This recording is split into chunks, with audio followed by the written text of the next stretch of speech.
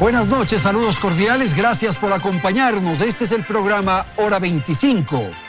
El año que se ha iniciado está cargado de grandes expectativas. Después de un 2020 más bien marcado por el signo del dolor y el miedo, afectado por una pandemia que paralizó al planeta, el nuevo año hace tener esperanza de un periodo alentador. En el Ecuador del 2021 se va a producir o se va a generar con un componente adicional. Me refiero a las elecciones generales, a la elección de un presidente y a la inauguración de un nuevo gobierno. El nuevo régimen debe enfrentar y corregir muchos aspectos de la gestión actual. Habrá ajustes, tendremos medidas y acciones para corregir los desaciertos, el desempleo, la deuda externa, la reactivación de la economía, el tamaño del Estado, la inseguridad, la institucionalidad, la corrupción y una lista interminable de tareas están pendientes de resolución. La nueva administración tendrá que enfrentar sin duda esos aspectos. Hoy vamos a tratar el reto y desafío para el próximo año, el perfil del presidente que el Ecuador necesita. Y para ello tenemos aquí en el estudio de Teleamazonas los siguientes invitados. Agradezco la participación de Karina del Cisne Ponce Silva. Ella es integrante de la organización civil Mega Mujeres. Nos acompaña Juan Carlos Holguín, activista político. Gracias a Pedro Donoso Müller, analista político, es el director de ICARE. Gracias a María Alejandra Ceballos, politóloga y analista social. Gracias a nuestra audiencia, empezamos aquí el programa. Belén, buenas noches. Muy buenas noches, Andrés, amigos televidentes. Bienvenidos a el primer programa de 2021. Este es un año electoral. El país se apresta una vez más a elegir a un nuevo binomio presidencial y también se deberá escoger 137 asambleístas y 5 parlamentarios andinos. Esta será la primera vez en que los ecuatorianos acudan a las urnas en medio de una pandemia. Según algunos expertos, este será un elemento que hará que el ausentismo electoral se incremente. Y a esto habrá que sumar una carga de desidia y pesimismo del elector. Según la encuestadora Cedatos, el 66,4% de los ecuatorianos se encuentra poco o nada interesado en las elecciones. Agreguemos a esto la poca información que ha llegado al elector.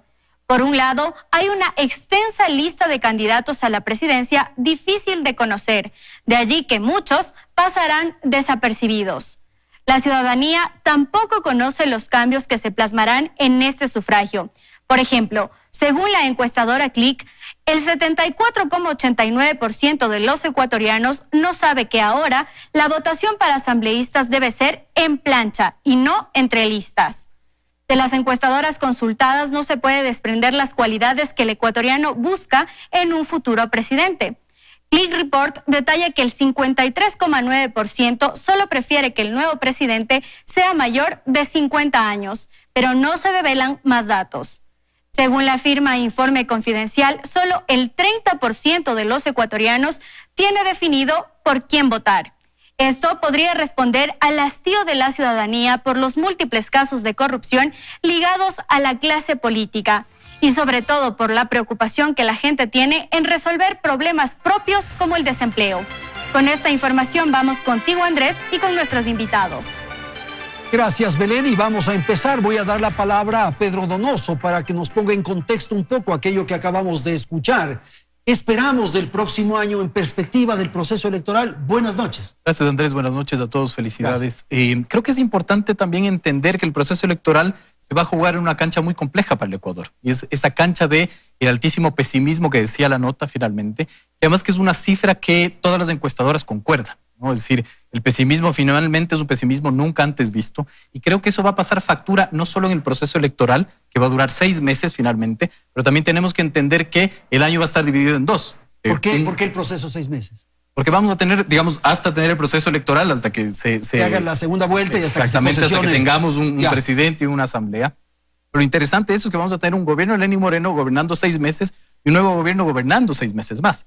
Finalmente, en todo este esta situación de altísimo pesimismo, pero además con, yo creo que unas tensiones sociales irresueltas, ¿no? Y sin encontrar una válvula de escape que pueda administrar esas tensiones. ¿Cómo entender esta ausencia de interés por parte de la ciudadanía? María Alejandra, buenas noches. Muy buenas noches. Mira, yo no pienso que se trate de una falta de interés de la ciudadanía, sino que realmente la ciudadanía está preocupada en este momento de atender necesidades básicas. Por ejemplo, la salud por la pandemia, la economía por la pérdida de empleos y realmente la gente, antes de preocuparse por las elecciones, está preocupada de la economía del hogar. Por eso es tan importante en un inicio primero definir cuáles serían las características que debe tener el nuevo presidente de la República. Como por ejemplo, a mi parecer, tiene que ser una persona que esté en la capacidad de generar empleo, de atraer inversión, que esté en la capacidad de hacerse cargo de la pandemia, ya que el gobierno actual ha tenido ciertas falencias que se han visto reflejadas en la crisis actual que estamos viviendo. De modo que hay otras prioridades en este momento. Quizás uno podría pensar eso. Sí, de hecho es lo que yo pienso, para la población. El ciudadano está preocupado de otras cosas. Ok, Karina, por favor, si es tan amable. Muy buenas noches. Buenas en noches. efecto, quien llegue a la presidencia de la República en esta contienda electoral va a enfrentar no solo una de las crisis económicas más fuertes desde el retorno a la democracia, sino que también tiene que enfocarse en atender otros sectores que de no ser atendidos en el futuro traerán sus repercusiones. Hablemos de la niñez. Van a haber en el Ecuador alrededor de la mitad de las infancias que van a tener que privarse de servicios como son los servicios básicos, servicios de educación. ¿Cómo estamos pensando esas infancias cuando tengan que llegar en un entorno competitivo, enfrentarse, el acceso a la educación, pensar también respecto a la calidad de la educación, a la promoción de la docencia, a la profesionalización del sector público y también, por supuesto, a la transparencia que se debe incorporar dentro del gobierno que va a venir y, por supuesto, de la Asamblea Nacional que se va a conformar? Entonces, el nuevo gobierno, como la Asamblea Nacional, tienen que enfrentarse con esa apatía que se hablaba al inicio, pero que es de responsabilidad de la misma clase política que ha hecho que los ciudadanos y ciudadanas estemos decepcionados, que estemos con poca esperanza sobre qué es lo que se va a configurar en este 2021. ¿Por qué, Pedro, hay esta desconfianza en la clase política? Digamos, no sé si hay una desconfianza en la clase política. Lo que sí siento, digamos, es que el pesimismo pasa factura a no tener una expectativa, ¿no? Porque no hay una expectativa. Porque no sabes lo que va a suceder. Estos temas que decía María Alejandra, digamos, o sea, tienes que resolver primero el tema del empleo, sin totalmente, duda. pero además el Ecuador es este país que vive al día. Es decir, claro, ahorita no tenemos ni siquiera certezas de lo que va a ser el proceso electoral ni quién está en la papeleta, ¿no? Entonces, somos una ciudadanía acostumbrada a ser un país de, digamos, vivir más de sucesos que de procesos, ¿no es cierto? Más del día a día, ¿no? Ok, Juan Carlos, buenas noches, su apreciación. Buenas noches. Gracias a todos. La gente se está muriendo de hambre. La mayoría de los ecuatorianos no tuvieron qué comer ayer. La pandemia afectó enormemente la calidad de vida de los ecuatorianos. Como se ha dicho acá, creo que esta pandemia ha acentuado problemas como, por ejemplo, la brecha de género, el desempleo. Hay menos oportunidades y creo que este proceso electoral que acaba de empezar tiene que tener la creatividad de poder transmitir a personas que no están pensando en la política esta idea de lo que se necesita, personas que generen riqueza, personas que sepan entregar un mensaje de cómo van en los próximos 10, 12 meses a solucionar un problema tan básico en la familia como es el de la alimentación, como es el de la educación.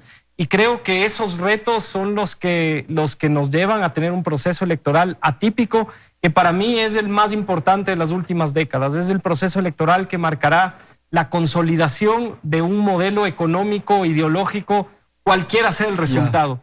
Y creo que parte de los elementos que hacen a esta elección especial es que por primera vez hay una gran mayoría de votantes menores a 35 años que de por sí no piensan en política, pero que además, creo yo, van a tomar una decisión recién en las dos últimas semanas de esta primera vuelta electoral. En la nota se decía hace unos instantes que el ecuatoriano aspira a un presidente de más de 50 años de edad. ¿Cómo entender eso? Que habiendo unos votantes tan jóvenes, se tiene una aspiración de un jefe de Estado de una edad media. La experiencia, Andrés. Yo creo que la experiencia no es solamente un tema de edad, pero es muy importante tener en el momento en el que nos encontramos, en la crisis en la que nos encontramos, un presidente que tenga la experiencia necesaria para sacarnos de esta crisis, para manejar la crisis. Lo acabamos de ver en la elección de Estados Unidos. Biden es elegido finalmente en las internas por tener una experiencia atípica, más de 50 años en la política, que sería un elemento negativo en otras condiciones, pero para lo que se necesita ahora en las sociedades tiene mucho peso. Necesitamos tener la experiencia adecuada de la gestión de crisis, de la generación de trabajo, y eso es lo que nos jugamos ahora. María Alejandra, el presidente tomará posesión el 24 de mayo de este año y tendrá que pagar ya los mensuales, las quincenas, en fin, los salarios, el 1 de junio. ¿Usted cree que habrá medidas, que habrá paquetazo, que habrá decisiones de esa naturaleza en los primeros días de gestión? Mira, sin duda, yo no le quisiera llamar el paquetazo, porque el tradicional paquetazo, sí, la pero gente se ajustes asusta habrá, cuando suena la palabra paquetazo. Pero en realidad se requieren ajustes a la actual economía. Nosotros vemos que para que el gobierno pueda pagar los salarios mes a mes estamos accediendo a créditos tras crédito tras crédito, y esto eventualmente lo va a tener que pagar las siguientes generaciones. Por eso es muy importante, sí, focalizar el gasto del Estado, invertir mejor los recursos. Y sí, vamos a tener que realizar reformas estructurales respecto al gasto, por ejemplo, lo que se gasta en propaganda, lo que se le gasta en Estado, los gastos administrativos, y invertir un poco más en la gente. Nosotros vemos, por ejemplo, que en el tema educativo hay muchísima gente que se ha quedado sin acceso a la educación, sobre todo en las áreas rurales, por falta de acceso a medios electrónicos o porque no pueden acceder a los centros de estudio como se lo hacía antes. Por eso es ahora muy necesario que el próximo gobierno decida invertir en lo que es tecnología para que se pueda continuar con la educación de los jóvenes, así como telemedicina y otro tipo de ofertas que se están haciendo en el área tecnológica. Bueno, la idea sería que al principio logre sostener la casa, ¿verdad? Y luego sí, ya las inversiones y los anhelos que todos tenemos. Pero sí, a lo que voy es que es necesario cambiar el modelo del gasto. Ya está. O sea, nosotros vemos, por ejemplo, que se gasta muchísimo en administración en los hospitales públicos y no vemos que el gasto sea eficiente. Hay que cambiar el modelo, hay que cambiar la forma en que se gasta. ¿Usted es partidaria de privatizar ciertos servicios? No necesariamente privatizar, sino gastar mejor los recursos. Nosotros vemos que compran inventarios enormes de pastillas de medicación y luego vemos que esa medicación no es entregada a los enfermos que lo requieren. ¿Por qué? Porque hay una mala administración. Entonces es importante cambiar el modelo de administración. Ya, Karina, casi siempre los debates terminan en esto, entre Estado y sector privado, frente a la responsabilidad o a la tarea, al desafío del próximo gobierno, ¿cómo resolver esto? Una de las cosas importantes de mencionar aquí es, indistintamente de las visiones de izquierda, como las visiones de derecha, al final del día nos encontramos con un modelo extractivista que al fin del día es agotable, es decir, esto va a terminar, nos vuelve a encadenar en repensar el modelo, es decir, ninguno de los candidatos a la presidencia de la República se plantea eso como una visión de largo plazo.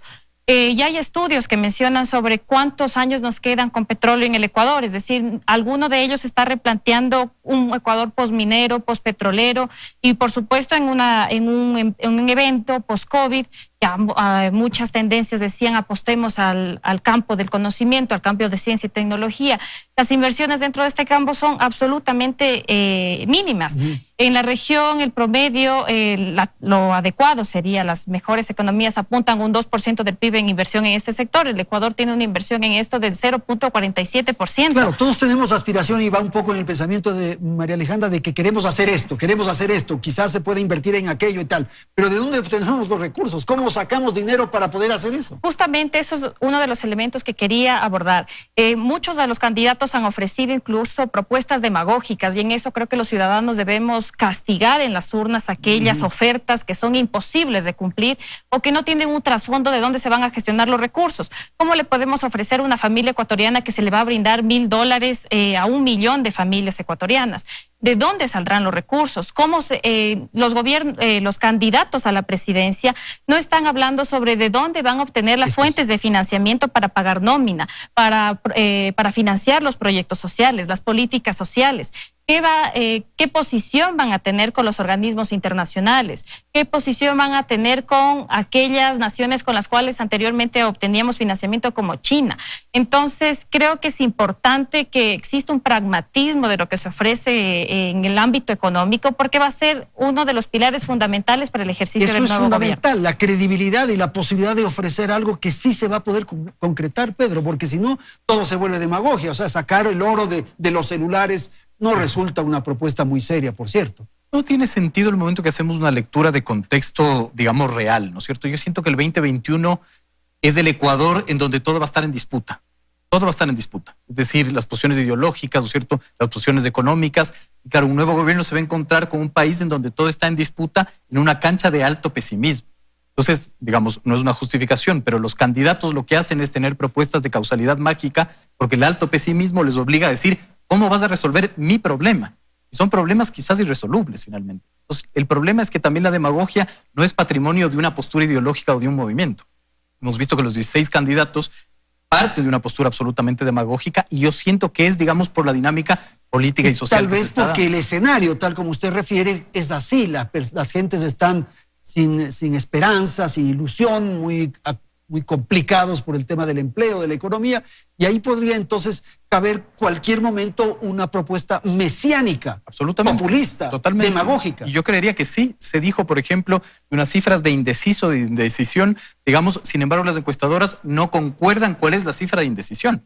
Eso nos está diciendo que hay un voto oculto finalmente, creo yo. Si vemos el ejemplo más próximo que fue Bolivia, vamos a ver que hay un porcentaje altísimo de voto oculto, el cual, digamos, puede darnos un escenario absolutamente sorpresivo, ¿no?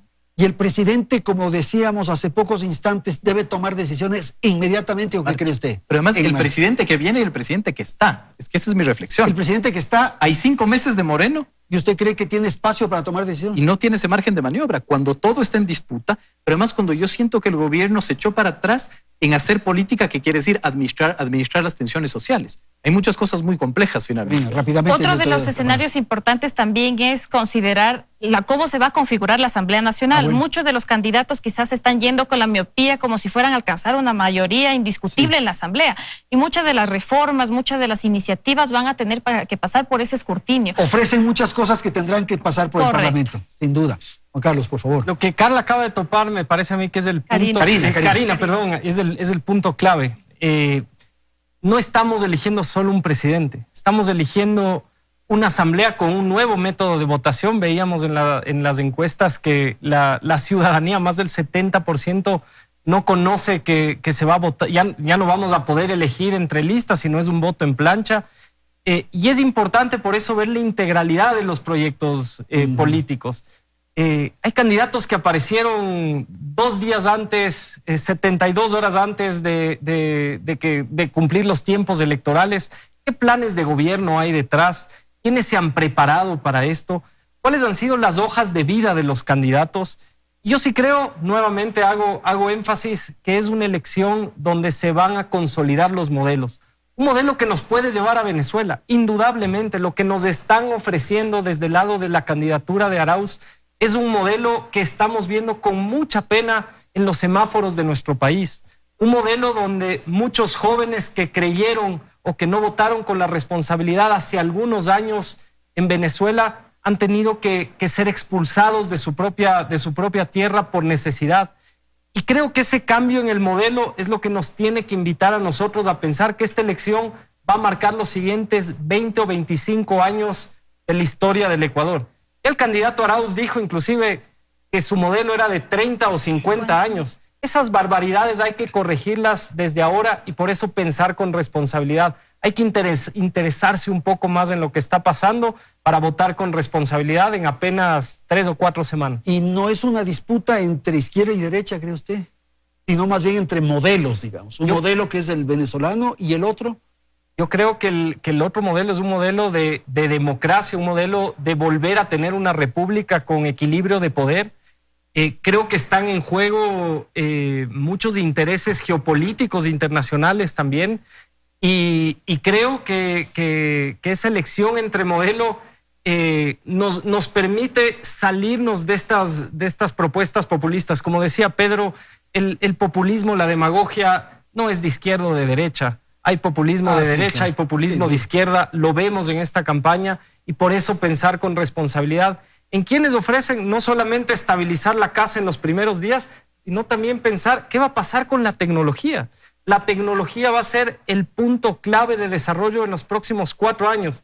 Miremos, y tal vez ahí Karina con más conocimiento puede decir, la brecha de pobreza ahora en las mujeres por falta de acceso a la tecnología, porque a veces el único celular de casa que tiene una madre de familia está en el uso ahora de 3 o 4 hijos para la educación.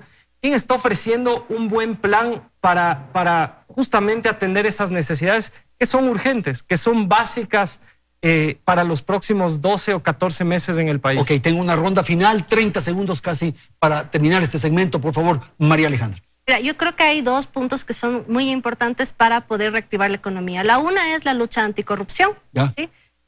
Indispensable recuperar lo robado y evitar que se siga robando. Y 2, permitir que el ciudadano sea más libre. Mientras mayor libertad tenga el ciudadano de emprender y de generar sus propios negocios, hay mayor formalidad y esto le trae más tributos al Estado. Entonces, creo que hay que devolverle al ciudadano su libertad para que pueda emprender. Ok, Karina, 30 segundos y Pedro también. Indistintamente de las posiciones ideológicas, en un escenario ideal, el Ecuador, tanto la derecha estuviera preocupada por atender las desigualdades y también la izquierda preocupada por cómo mejorar los niveles de competitividad y cómo crear empleo en este país. Estas son las tareas, ¿no es cierto, Pedro? Por favor. En ese sentido, creo que hay que leer mucho más lo que está sucediendo en el Ecuador, ¿no? Es decir, mucho partimos del sesgo de confirmación. Todos creemos que lo que nosotros creemos que sucede es lo que sucede.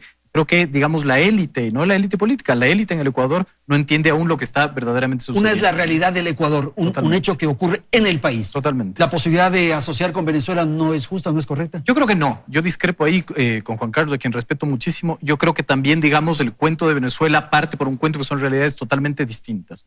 Ok, rápidamente Venezuela.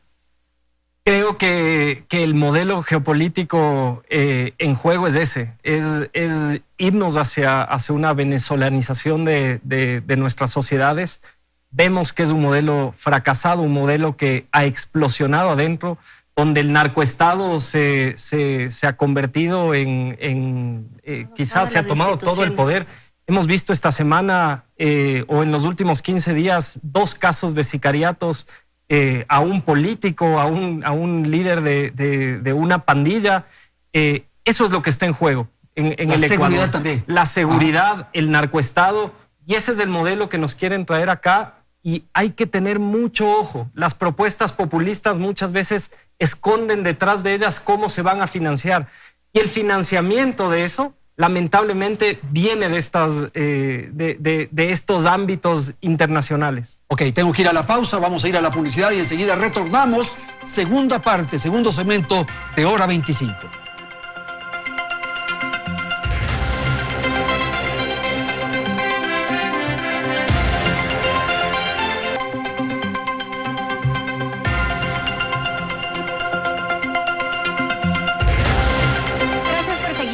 Sintonía.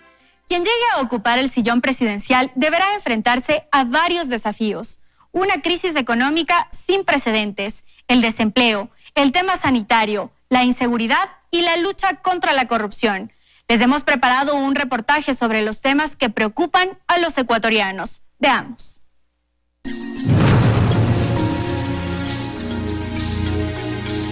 Por la responsabilidad que yo tengo que mantener en mi casa a mi hija. Es lo que me obliga a salir. La situación está bien crítica.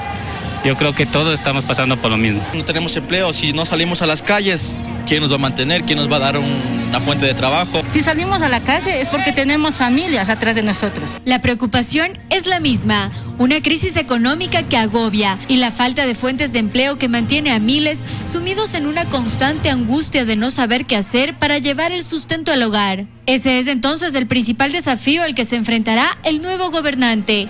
Un país que atraviesa la peor crisis económica de la historia reciente. La pandemia profundizó la compleja situación que ya sacudía al país. Y ahora, según estimaciones de la CEPAL, el Producto Interno Bruto del Ecuador retrocederá en un 9%. Es así que el nuevo gobierno heredará unas cuentas públicas que, aunque han tenido recortes y modificaciones, todavía están desequilibradas. La creación de fuentes de empleo es otro de los grandes retos que tendrá el huésped de Carondelet, pues más de 1 millón de ecuatorianos están en el desempleo. Otra de las preocupaciones que tiene la gente y con la que tendrá que sintonizar el gobierno entrante será el tratamiento que se le dé a la pandemia. Este tema abarca varios desafíos. Uno de ellos es no permitir que el sistema de salud vuelva a colapsar. Y el segundo, y quizá que hoy genera más expectativa, es la vacunación masiva para frenar en algo la propagación del COVID-19. La inseguridad y la delincuencia también se encuentran en la lista de preocupaciones de los ecuatorianos, según consta en un informe de la encuestadora Click Report. La percepción de inseguridad está latente en todas las provincias, ciudades, parroquias, en cada rincón, así como la sensación de impunidad, ante lo cual el nuevo gobierno deberá poner reglas claras. Y finalmente, un tema que indigna a la mayor parte del país es la corrupción. Los múltiples hechos de corrupción en los que ha estado vinculada la clase política hacen que la ciudadanía pierda la confianza en los mandatarios. El trabajo es arduo. ¿Habrá entonces algún candidato que pueda enfrentar estas situaciones adversas e inyectarle esperanza a todo un país? Y vamos a empezar quizás por la primera parte de este reportaje y voy a dar la palabra a María Alejandra. Me parece que el tema del desempleo, de la economía, de la pandemia, de la corrupción, se puede enfrentar, se puede atacar, se puede lograr avances.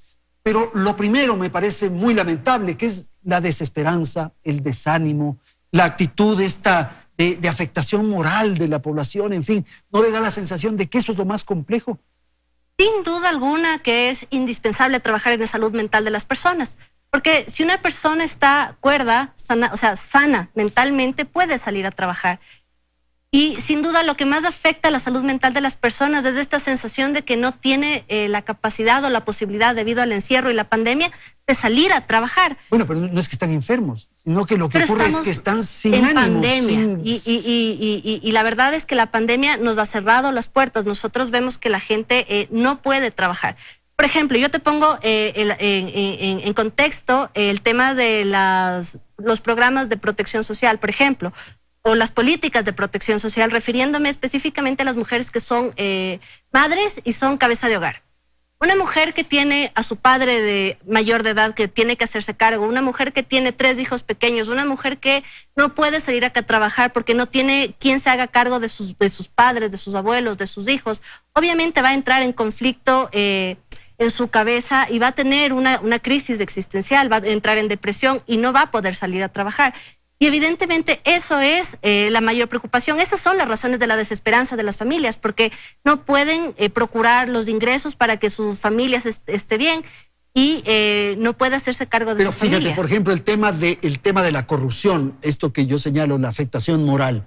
Hay un criterio generalizado que se considera que está bien que roben, que no es problema que roben, con tal de que hagan obra. Fíjate, eso hay que cambiar, eso hay que sacar. Hay que cambiar la mentalidad de la gente, porque la gente tiene que entender que a pesar de que la corrupción es un tema que es endémico y está generalizado, afecta a nuestra economía, porque el hecho de que la gente roba en el hospital del IES, pero luego eso afecta porque la familia no tiene acceso al sistema de salud, no tiene acceso a la medicina, no tiene acceso a los hospitales. Entonces hay que trabajar en la gente, hay que trabajar en la cultura de la gente, que entienda que la corrupción no está bien, que la corrupción se debe combatir y se debe erradicar de nuestro lenguaje y vocabulario habitual. Porque ¿cómo, Juan Carlos, se puede entender o se puede aceptar que haya un asambleísta que saque un carnet de discapacidad para beneficiarse, para importar un vehículo? No se puede entender. O sea, la gente debería reaccionar, enfrentar a una situación de esta.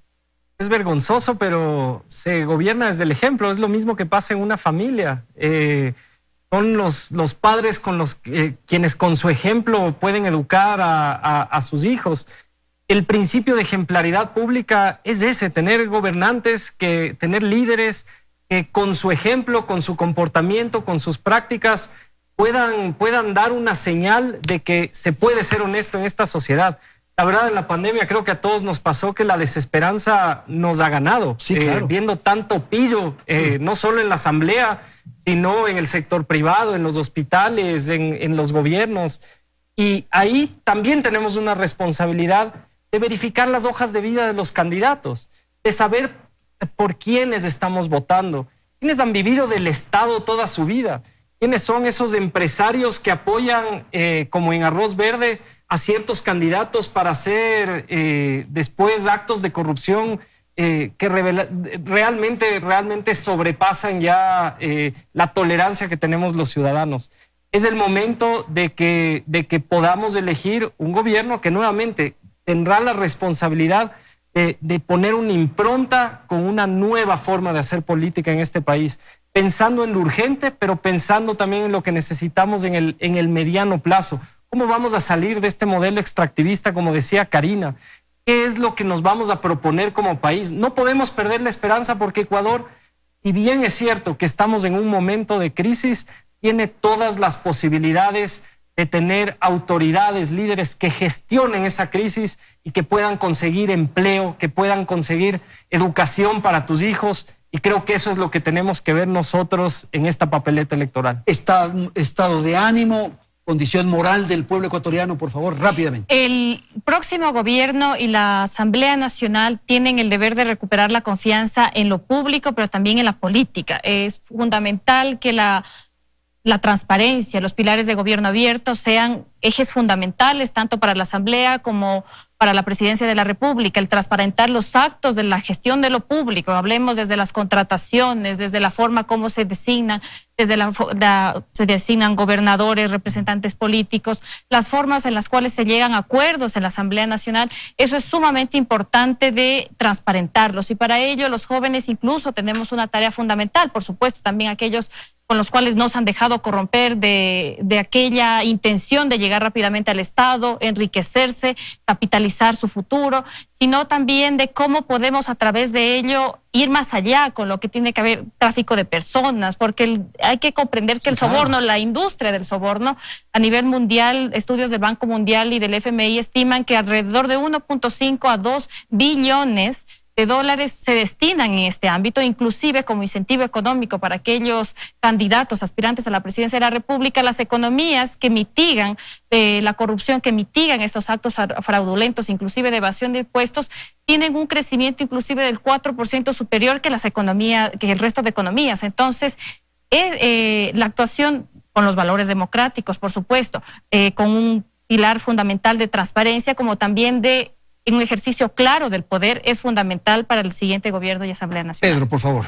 Ojalá el 2021 fuera un año en donde solo importen los tangibles. Yo creo que el problema clave es que hay un problema de los intangibles. Que para mí es del Estado. Que es más complicado manejar aquello. Muchísimo más complicado. Claro. Y lo que yo siento finalmente es que en el 2021 vamos a heredar la incapacidad del Estado, ¿no es cierto?, de administrar las disputas. Lo que yo decía, como todo está en disputa, ¿no es cierto?, el Estado se replegó y permite finalmente que todo entre en disputa. Es decir, analicemos, la justicia está en disputa en el 2021. Se están eligiendo los jueces de la Corte Nacional de Justicia. No sabemos de qué ir a acabar. También notarios finalmente, ¿no es cierto? Hay disputas en si preservamos o ampliamos la Reserva Marina de Galápagos o permitimos, digamos, que exista pesca. Es decir, todo va a entrar en disputa. Bueno, pero esa es un poco la ley de la naturaleza. Siempre va a ocurrir ese tema. Siempre va a haber intereses, van a haber afanes y tal. El gobierno lo que tiene que hacer es administrar esas disputas. El problema es que la política no está ejerciendo su rol de administración de las disputas. Yo creo que el poder para mí es la administración de las disputas y nadie lo está haciendo. Esa es mi mayor preocupación finalmente, ¿no es cierto? Porque esto, digamos, se traslada o se extrapola finalmente a tener cifras alarmantes. 100,000 niños, niñas y adolescentes desertores del sistema de educación. ¿Qué vamos a hacer con eso? Esa es la discusión. Entonces, claro, bien, digamos, se discute y se dice, estamos convirtiéndonos en Venezuela. Y yo pregunto, ¿no somos ya Venezuela? 100,000 niños, digamos. Bueno, puede ser digamos, que estemos sin ya escuela. siendo Venezuela. Entonces hay que cambiar el modelo. ¿Estarías de acuerdo en eso? Yo no sé si es un tema de modelo, digamos. Yo creo que es un tema de conceptos. Y creo que esa es la mayor disputa.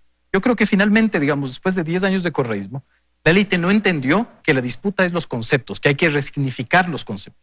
Aquí ninguna, digamos, estrato de élite académico, político, económico, social, planteó una reedición de los conceptos que nos heredó finalmente el correísmo. ¿Qué es salud? ¿Qué es educación? ¿Qué es derecho? Etcétera. Nadie está discutiendo eso. Pues cuando nadie está discutiendo eso, ¿no es cierto?, la cancha se la toma, evidentemente, la demagogia. Ahora, habrá que resolver ciertos temas que son fundamentales, urgentes, digamos. Lo otro requiere mucho más de procesos. Pero, por ejemplo, la economía.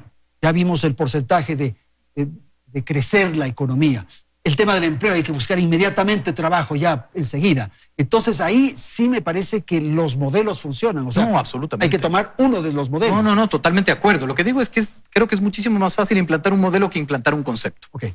Yo creo que es importante también tener en cuenta que las visiones ortodoxas de la economía no le han llevado a ningún progreso ni algún triunfo al Ecuador. Hay que tener en cuenta que no podemos dejar de ver las desigualdades sociales que se evidenciaron aún más en esta pandemia. Esta pandemia no solo trajo una crisis sanitaria, sino que evidenció una crisis de violencia contra las mujeres, evidenció una crisis de desigualdad de acceso a recursos tecnológicos, niños que van a tener, cuando abran las escuelas, no se van a poder reinsertar nuevamente. Inclusive, algo para tomar en cuenta, no habíamos discutido antes sobre la necesidad de incorporar insumos de higiene dentro de las escuelas, cuando ahora por el COVID es sumamente fundamental. Antes era casi normal que las escuelas públicas sean sumamente descuidadas. Entonces, sin dejar de lado esa perspectiva de la necesidad de redistribuir también la riqueza, la necesidad de tener una visión de los tributos de manera directa a la renta y no como sabido de manera indirecta hacia los ingresos, afectando a las clases más pobres y por supuesto afectando a su capacidad, a su poder adquisitivo que tienen ante la compra de bienes o servicios comunes. Eso es una de las importantes tareas que tiene que tomar el nuevo presidente y por supuesto la Asamblea Nacional que se conforme y dejar de lado toda aquella propuesta populista que se encamina hacia ofrecer algo. Claro, el modelo, un poco para volver a los conceptos de Pedro, Juan Carlos, es que tenemos que reactivar la economía. Entonces habrá que tapar huecos, que es lo que ocurre alrededor del sistema fiscal, del sistema público. Habrá que atender una serie de problemas que tiene el gobierno o el sector público en general, lo fiscal. Pero la empresa privada tendrá un enorme desafío, porque ahí es donde se va a sostener la economía para atender esto otro. ¿Cómo se financia el sector público? Con impuestos, con deuda, con petróleo que ya no pesa mucho.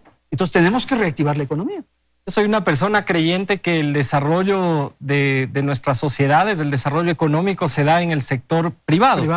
Y al sector privado hay que dejarlo trabajar, dejarlo ser creativo y sí tener mucho cuidado en que no hayan políticas ortodoxas que se desentiendan del ser humano como centro de la economía. Y creo que lo que necesita el Ecuador en este momento es pensar en un shock de inversión internacional, que el Ecuador se vuelva competitivo para que el sector privado pueda dinamizar esa economía y paralelamente tener un gobierno preocupado en los temas más elementales que hemos hablado acá. ¿Cuántos niños no comen? Porque en esta pandemia, para muchas familias, el alimento escolar era quizás la única comida en el día de esos niños que ahora no pueden ir al colegio. Hay que pensar en esos elementos más básicos y a la par tener una política pública bastante inmediata para generar este shock de inversión, este shock de trabajo, promover emprendedores, no emprendedores de subsistencia, sino emprendedores que puedan tener la innovación necesaria desde las más altas autoridades para lograr tener trabajos estables los próximos 3 o 4 años. El modelo importa, y el modelo importa, Pedro, por una cuestión. ¿Cómo se financian los estados? Y lo hemos visto ahora, el último crédito del Fondo Monetario Internacional es un crédito que nos vuelve a dejar con más deuda a todos los ecuatorianos. Yo no puedo llegar a decir si es bueno o malo estar con el fondo, pero sí puedo decir que endeudarse con el fondo es mejor que endeudarse con China, que vemos lo que ha hecho en los últimos 15 años en América Latina y en nuestro mismo país. Yo sí puedo decir que países como Venezuela son países que se están financiando del narcotráfico, que se están financiando de elementos o de actividades ilegales. Y eso tú lo ves después en los barrios donde, por ejemplo, la droga H ahora en nuestro país ha crecido en niveles que no los teníamos hace 8 años. Si dejamos que el narcoestado vuelva a apropiarse de nuestra democracia, la guerra contra la droga la habremos perdido. Y por eso para mí sí es una discusión sobre los modelos y no queremos políticos como el expresidente Rafael Correa que van y dicen, dándonos una bofetada como si fuéramos pendejos los ciudadanos, en decir que el sistema electoral y democrático venezolano es uno de los mejores del mundo. No podemos permitirnos eso, que no nos sigan viendo la cara a los ciudadanos. Y por eso es importante elegir entre un modelo que pueda darnos esta esperanza, este empuje a que haya emprendimiento, trabajo, salud y educación para nuestras familias. Ese shock de inversión en el caso de que gane el otro modelo, Juan Carlos, y es que gane el otro modelo, más bien será un shock de evasión, de salida de recursos, en fin, podría ocurrir eso. Yo creo que puede ocurrir. Si el candidato Arauz dice que va a subir el impuesto a la salida de divisas al 26%, o que el dólar no es bueno, como ahora tratan de echar para atrás esa idea. Corregir eso. A todos preocupa, y especialmente a las personas que no invierten en este país. Vemos, por ejemplo, cómo nuestros países vecinos, más allá de las grandes crisis políticas que han vivido, lo que acaba de pasar en Perú, que nos ha llamado a todos la atención, el modelo económico tiene de cierta manera yo diría un tratado, un entendimiento entre todos, un compromiso de preservarlo, y eso hace que haya estabilidad. Ok, Pedro, rápidamente para contrapunto y enseguida te doy la palabra. Es que sin duda, digamos, yo no digo que no haya que implementar un modelo. Lo que digo es cuál es el concepto que sostiene ese modelo.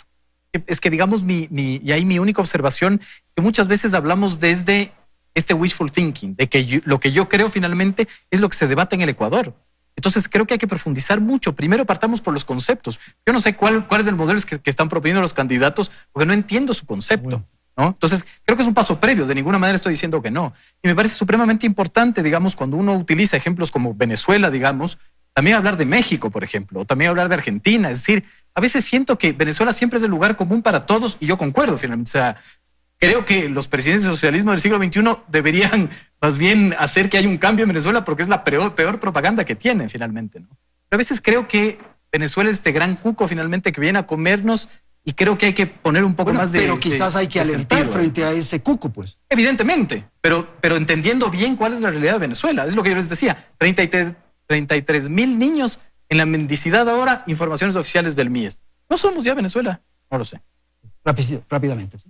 Mira, tomando en consideración lo que está diciendo Pedro, yo te digo, pienso que el modelo o el concepto del modelo debe ser el siguiente: libertad, responsabilidad, libertad para el ciudadano, responsabilidad en el gasto y control de las instituciones, lo cual fomenta la adecuada institucionalidad del Estado, ¿de acuerdo?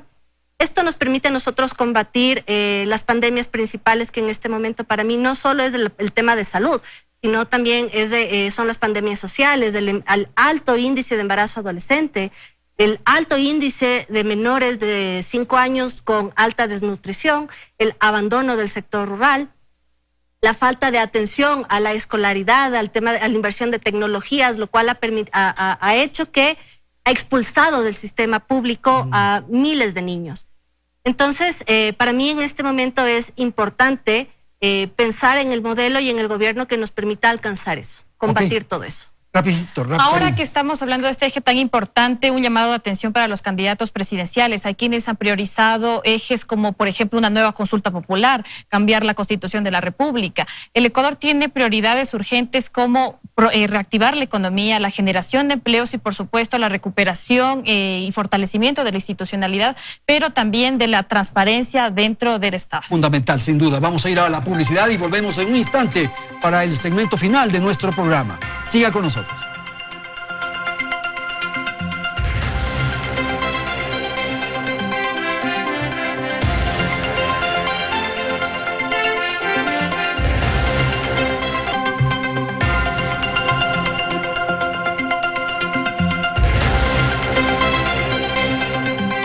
Y hay un tema que quedó pendiente del segmento anterior y de la nota de Belén, que tiene que ver con la pandemia. Ese es un asunto que va a estar presente. Es evidente que tenemos que enfrentar eso y resolver eso. Si bien la política y las definiciones electorales nos van a poner en otro escenario, en otro momento de la historia de la nación, la pandemia no ha terminado. Tenemos que enfrentar. Por supuesto, la pandemia, inclusive la información que tenemos respecto a la pandemia es insuficiente. Las organizaciones sociales han hecho un trabajo importantísimo para poder transparentar información que el Estado, que las instituciones públicas no lo han hecho. Periodistas inclusive han develado casos de corrupción, como se estaban enriqueciendo hasta 9,000% en instituciones tan importantes como la salud.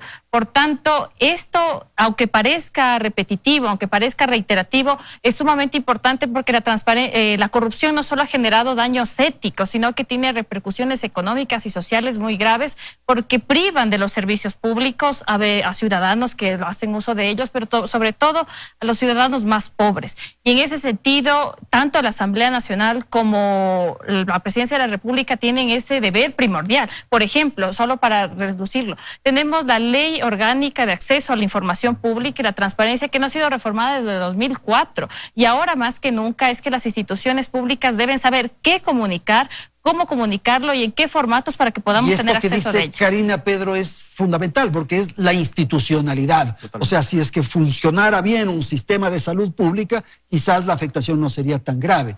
Y así las otras instituciones que lamentablemente se han desprestigiado, se han afectado, y que quisiera que comente usted. Pero además, digamos, el nuevo gobierno tiene que manejar la pandemia en fase de expectativa. Para mí, digamos, la expectativa es el peor enemigo de los políticos porque te genera, digamos, cosas que quizás no puedes cumplir. El nuevo gobierno va a tener que administrar el tema de la vacuna. ¿Cómo lo va a hacer finalmente? ¿No? En este, como les digo yo, insisto, en este estado siempre en disputa, en este país siempre en disputa. Entonces, manejar esa expectativa va a ser muy difícil. Porque además, yo siento, de esto no tengo evidencia científica, pero siento que la gente está más relajada porque escucha que ya hay vacuna, ¿no? Entonces eso, digamos, en el imaginario te coloca en otro sentido, de ya puedo salir porque ya hay vacuna, sí, pero no la tienes en el cuerpo, ¿no? Claro, pero esto obedece más a manejos de comunicación, en fin. Totalmente. Pero la institucionalidad en general del país, todas las instituciones, la justicia, las Fuerzas Armadas, el Seguro Social, todas las instituciones, hay que recuperarlas. Hay que recuperarlas, pero además, digamos, también tiene que ver con la comunicación, de cómo comunican, ese es el rol fundamental de la institucionalidad. Además, creo que el Ecuador siempre se debate en algo que es bastante simpático, que todo se cree que es voluntad política, ¿no? Cuando no es así, hay una realidad social afuera, hay leyes que hay que cumplir, etcétera. Entonces, muchas veces creemos que la institucionalidad hay que recuperarla mágicamente, como una lógica de causalidad mágica, y en verdad está tan debilitada, ¿no es cierto?, por todo, además, este populismo, digamos, esta demagogia de anti-institucionalidad pública, antipolítica, etcétera. Ok, Juan Carlos, por favor. Aquí se cumple algo que Pedro decía al inicio. Vamos a tener un gobierno con una transición de por medio. Y la pandemia no se puede gestionar pensando en la campaña electoral. Las vacunas son una realidad. La compra de las vacunas, que creo que ha sido una medida acertada del gobierno saliente, tiene que potenciarse en los próximos 30 o 40 días. Claro, claro. Y aquí sí debería haber un acuerdo público de los candidatos, se debería aprovechar el debate del CNE para lograr un acuerdo generalizado como política pública de este enfrentamiento a la pandemia. Vemos lo que ha pasado en Argentina, donde a través de ese riesgo que había de una venezolanización de la política, cuando en la última elección ganó el presidente Fernández con la vicepresidenta Fernández de Kirchner, ¿cómo podemos pensar si un modelo afecta o no?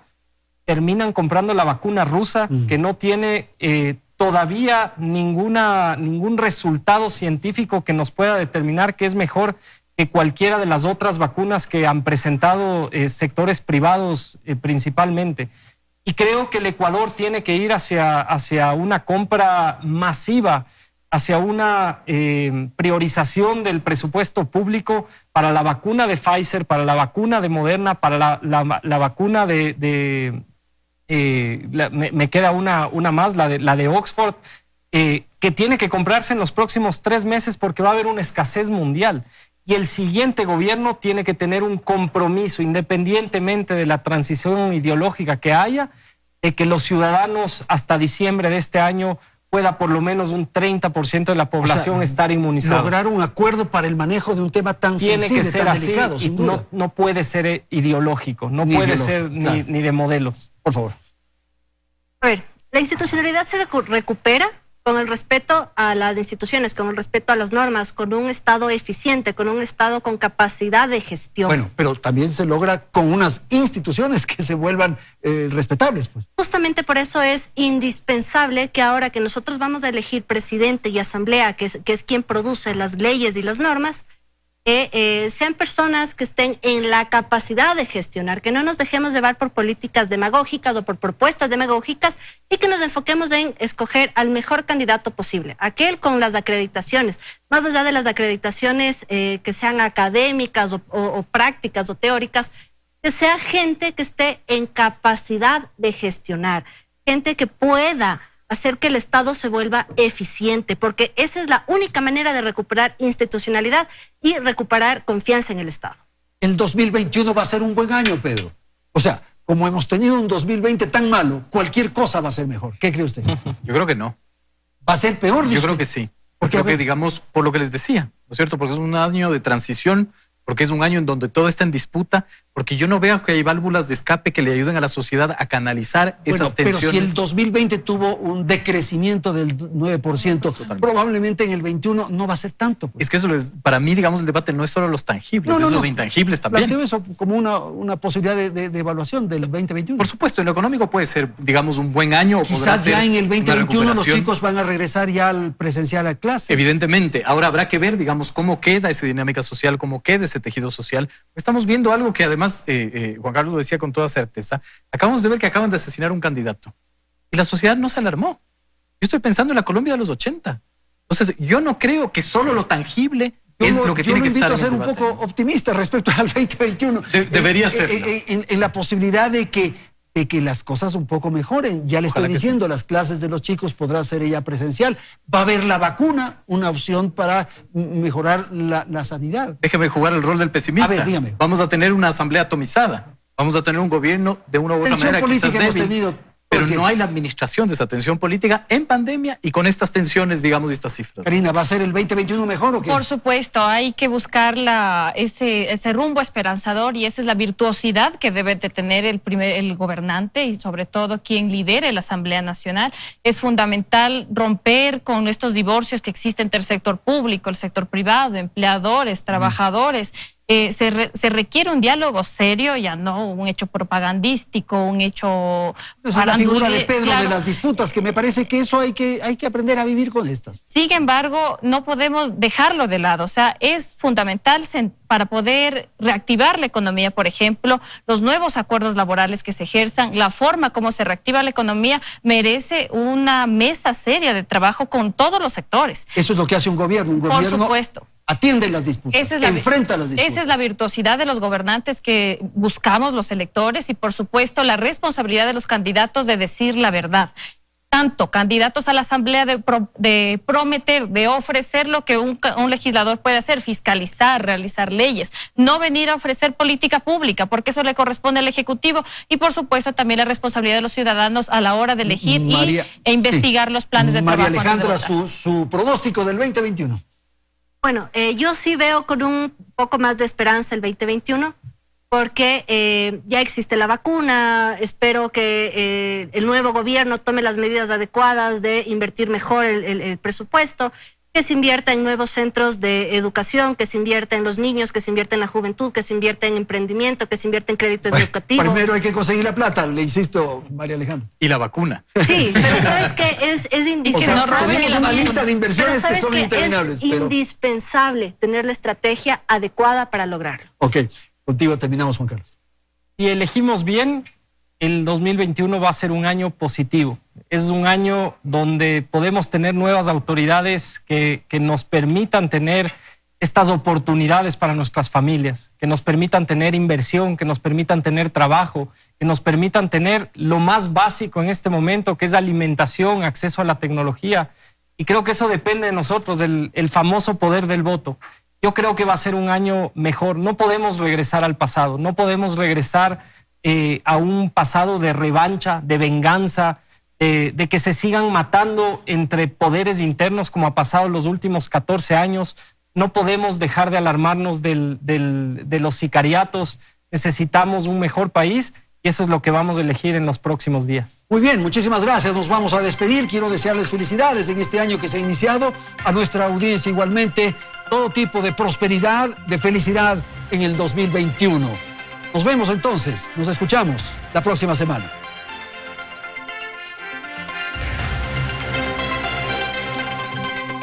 Teleamazonas presentó Hora 25.